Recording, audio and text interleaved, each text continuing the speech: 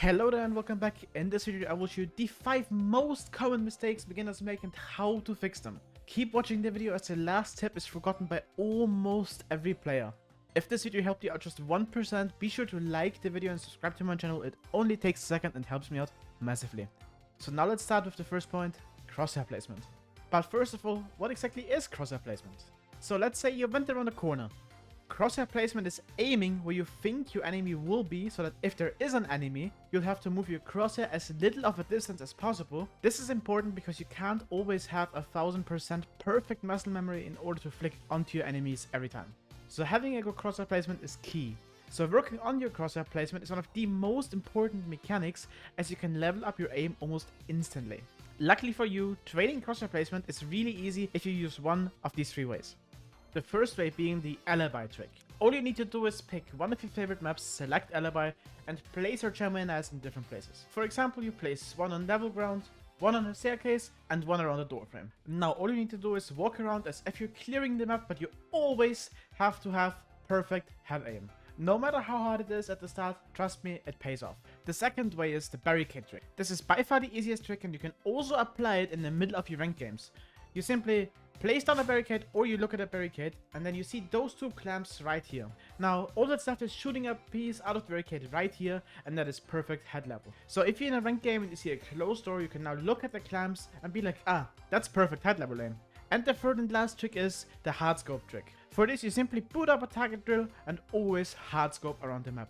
Never let go of your ADS, this will help you get muscle memory the fastest. You can also do it in arcade mode, but on the other hand, that is also able to get very frustrating very quickly, as you're very limited in your movement. So I recommend you only walking around in target drill when you're doing the hard scope trick. Next up is positioning. So imagine you have the worst aim in the world.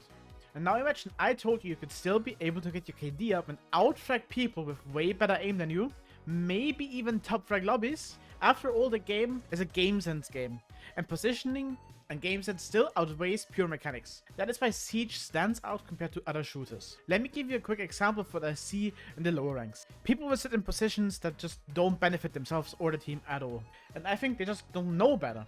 If you're one of these people, you need to understand power positions. For example, VIP, mining, and piano on cafe.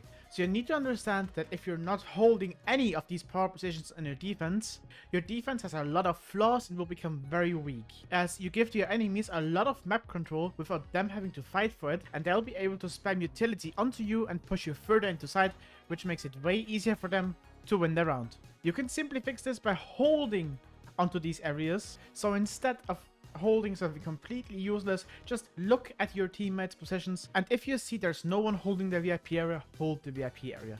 If no one's holding the shop piano area, hold the shop piano area. Don't just blindly force gunfights, because this will not just get you killed, but also lose your rounds in the long run. Another common mistake is people just don't know how to give them an advantageous position when entering gunfights. I've already made a video about this where I talked about it, and I will give you a quick rundown. The closer you stand to an objective, the bigger you will appear and the easier of a target you will become. When holding angles, stand as far away from a wall, doorframe, whatever, and force them to spring wide. That way you have more time to kill them, and they need to clear more room before they get the chance to kill you. Use line of sights, foot lines, or vertical to your advantage to potentially catch an enemy off guard, but watch out that you're not trolling your own teammates with line of sights, as they get used both ways. Now coming to the third point, which is you're wasting your cams. A lot of you do know just how important your drones are, but I always see players who are wasting their drones. Finding OBJ is incredibly important, and yes, finding out what operators your enemies play is really important in order to set up your attack. Don't just kamikaze your drone into a site, instead drive around the potential bomb sites. Once you hear the enemies setting up inside of it, tell your team, guys, site is chim bedroom, and then use your cam to spot different operators and utility. Ping operator gadgets instead of the operators themselves, and so on. The problem with wasting your cam is you are going to miss your cam for the attack phase. If it's making sure there's no enemy in the room you want to enter, or a flank cam in the last 25 seconds to call out that one flanking enemy that would have otherwise killed 4 of you while you had a 1 versus 4 on site. Your cam is incredibly important. Of course, if you're a 5-stack, you can simply communicate that one of your players is using his cam to find the site, and the operators and the others keep their cam outside, already prep it for the entry. But please, stop wasting your cam. The second last point for today's video is you are playing the wrong operators. Yes, every operator in Siege could be useful in some case. If it's an Amaru or in Vigil, everything could be good for a certain strategy. Hello there. Not you. You always suck. But most of the time, they are not. How often are you really rushing side of Amaru, or how often are you really flanking in the last few seconds of a Vigil? You want to bring operators with lots of util that can really help your team and enable yourself and your team to win the round. If it's bringing that ace or bringing that bulletproof foresight, there's always something you can bring. So the next time you want to bring a Caveira, really think about if there's not something else to pick that could help you or your team instead. One operator in Siege can make such a big difference that just one operator pick of yours could decide the whole game. And now for the last point that most people forget about, mentality. I think very little people actually realize just how much their mental influences their game.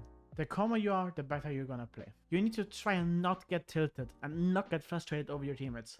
We all know just how much of a tilt their teammates can be, but you can't change it. You lost the round, it's over.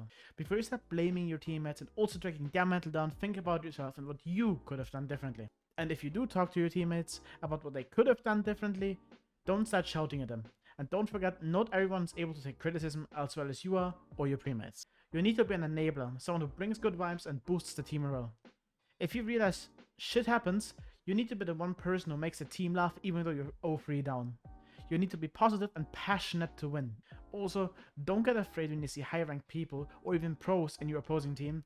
Just don't get into your own head and be passionate about and see how many rounds you're able to get. Even though you may lose, you're still able to learn a lot of rounds you lose. Also, never forget you don't need to complain about something that happened in the past, as the next round is still ahead of you. If you enjoyed today's video, be sure to leave a like and subscribe to my channel, as it would help me out massively. Also, put down in the comments below what you want to see me cover next. Until the next time, bye.